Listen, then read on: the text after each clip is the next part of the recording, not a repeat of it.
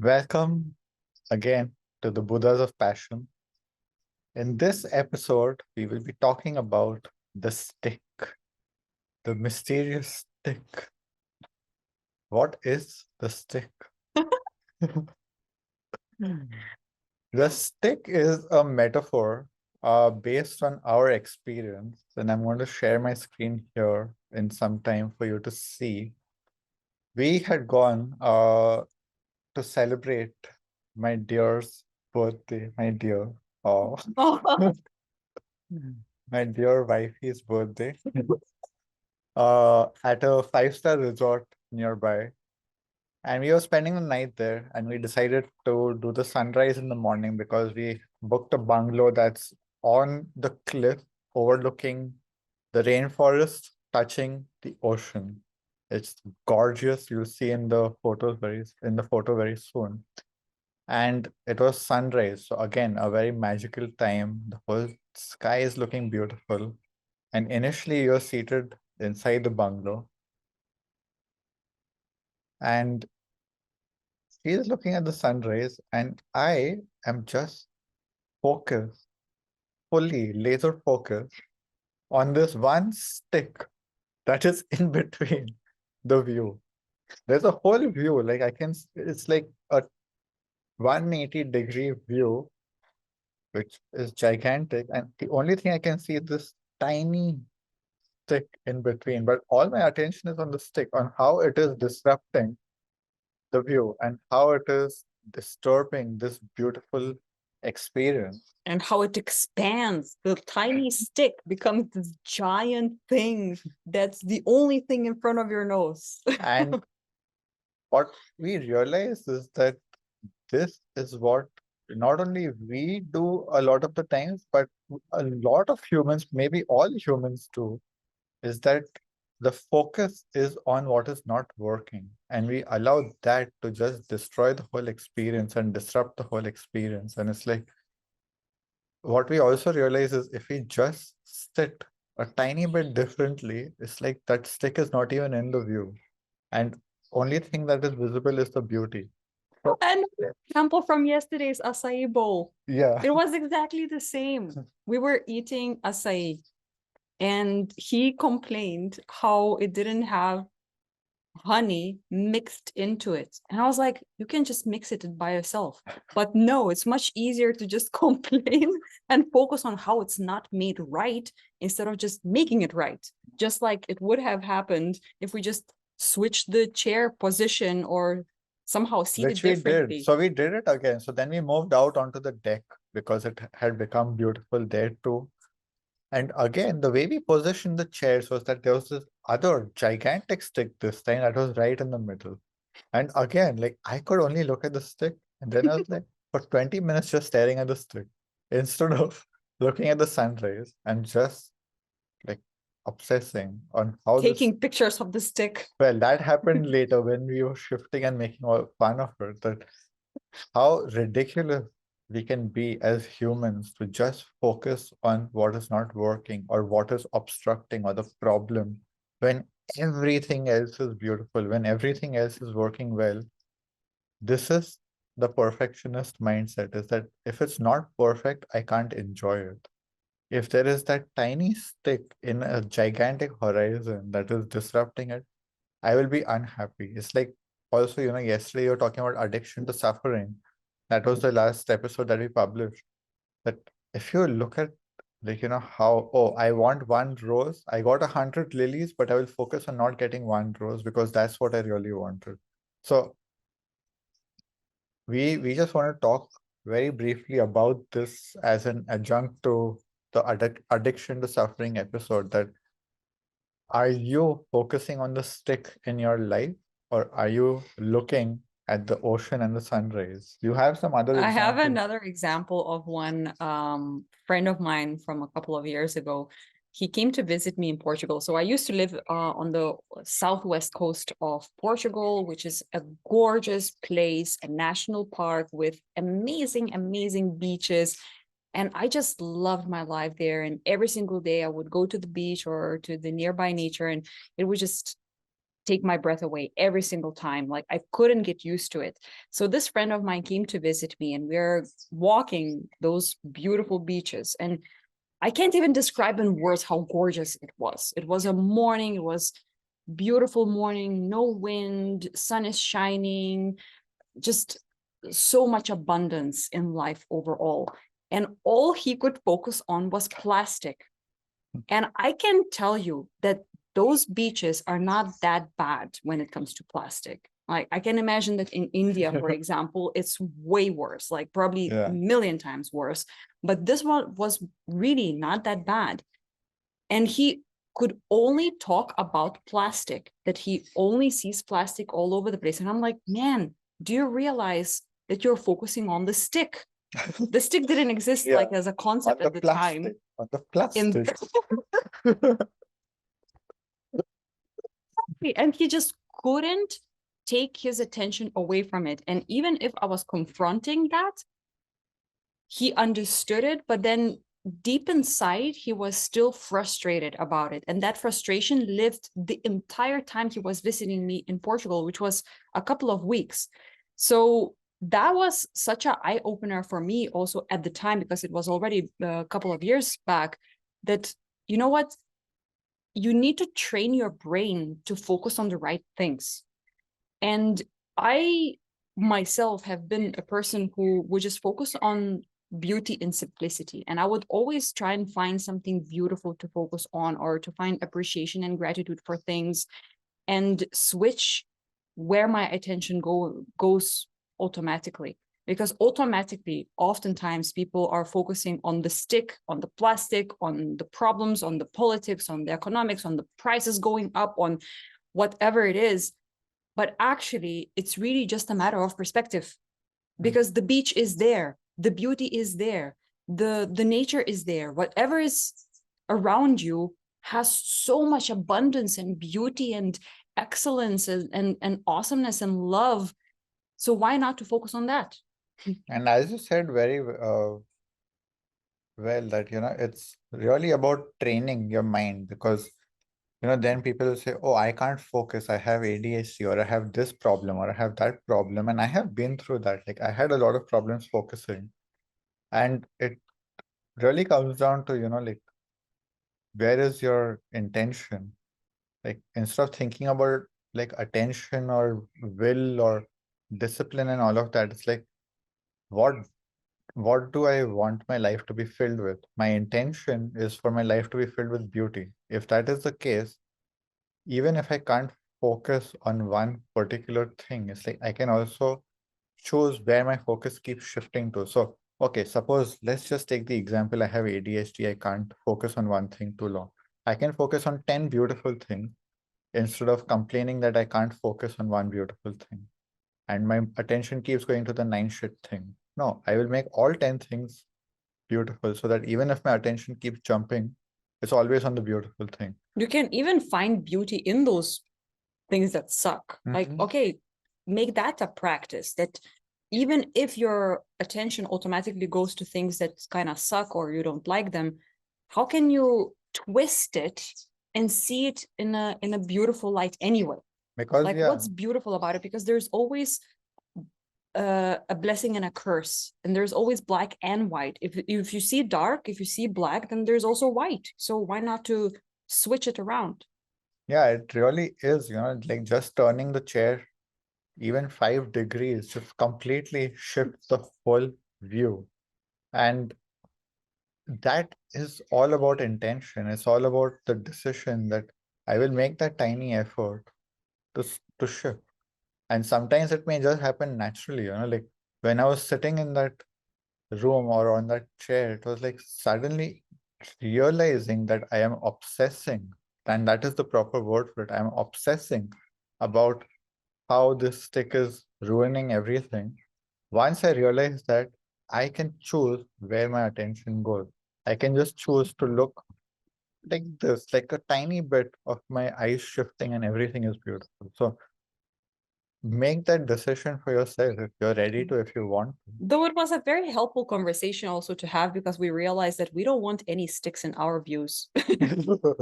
We're building a house now, and we were like, We have to be very careful about where the Very sticks are. careful. And then we were even looking at the house from outside. We were walking around and looking like, why did they put that stick there all together? It was such an interesting Because experience. it's just a deck, and all the other sticks on that deck are literally shorter, but that one has been made taller right where the view is. So it's like it's also, we made it a fun like uh thought experiment. It's like, what is the What's the whole logic logic? behind? There must be What's a the logic idea? behind. What's The architect and the designer, they must have had some ideas there, how to destroy the view. and how is it that no one has, changed it? So it's also like, the stick is there very intentionally. It's like it's meant to be there. It to maybe, like to keep teaching people not to focus on the stick, not to focus on the plastic, not to focus on the shit. Like, open your eyes. There is beauty in the world, in this world. It's like if you choose to be sucked into these sticks, and the stick can be news and all of the shit that's going on there, or how the environmental crisis and all of that with plastic or climate change and whatever, or really like, fulfill yourself with beauty and happiness, and that already starts changing the energy in the world. So it's not about just being in this toxic positivity happy. It's not about showing it to others. It's really about what state do you want within yourself. It's really not about showing it to anyone else, because I don't care if someone thinks I'm sad or depressed or angry or whatever. Like, I can have those moments, but my inherent state 99% of the time is beauty and joy, and I don't need to show it to anyone. It's The just fun thing is also in that experience, even though it was something that you were so obsessed with and focused on, we still had fun a lot of fun. because we were laughing at the stick. Yeah, It and wasn't I was like, said oh, I'm so frustrated about it and it's so annoying to me. No, it was like we were just we were laughing at ourselves more than so hard. anything. Yeah. It was so Yeah. ridiculous. We found the ridiculousness in that situation, and we found the ridiculousness in the attitude, and we were like, this is just, we are being so ridiculous. So don't take yourself too seriously. And also what I wanted to bring up another example, which is something, all of this is also absolutely crucial in your decision making in life. And I will illustrate it in my very exciting example with my dear darling. Because in the beginning, when we were just friends and there was an amazing connection, beautiful human being, and yet I didn't feel romantically interested in Tio at all. And that is because I have this list of how my perfect partner is supposed to look like, who he is, what he does, how an ideal relationship should look like, how I would like to feel in that relationship, which by the way is a great exercise to have, because that's how you manifest things. If you really have high standards, if you have crystal clarity on what you want, it's very important. But here's the catch. So I had a list of, I don't know, 15 things, for example, with a lot of different detail. And he matched like 99% of everything. He was everything that I ever envisioned. But there's a but. I was like, yeah, but he's not my type. And that not my type thing destroyed everything. Not only that, it didn't really destroy it, it simply, I didn't see him romantically simply because of that 1%. That was my stick in the relationship thing. I was like, he's not my type.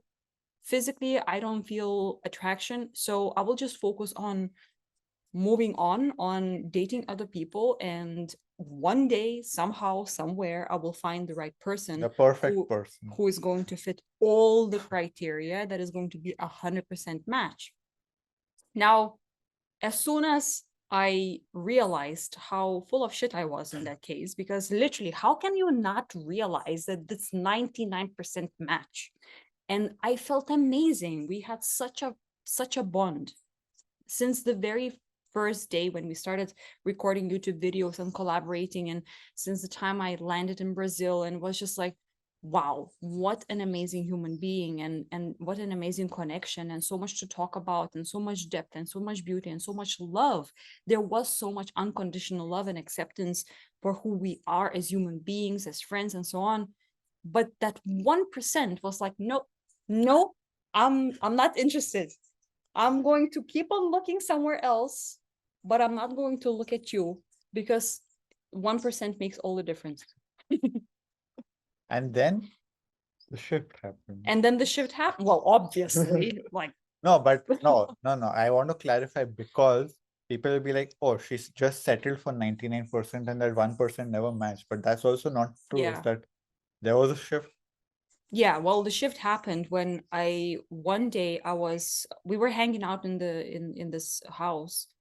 I don't even know what we were doing, maybe Well, cooking or something before like the this. shift happened, there was also a conversation about how the appearance had been chosen not only by your standards, but the standards by which your family and society would judge you. Yeah, So but basically it was me, because since teenage years I was dating good-looking guys, and I liked classic people hands. I liked people who were handsome and trained well and taller than me, and all So the typical things, basically, all she's basically. saying is that I'm not all of you.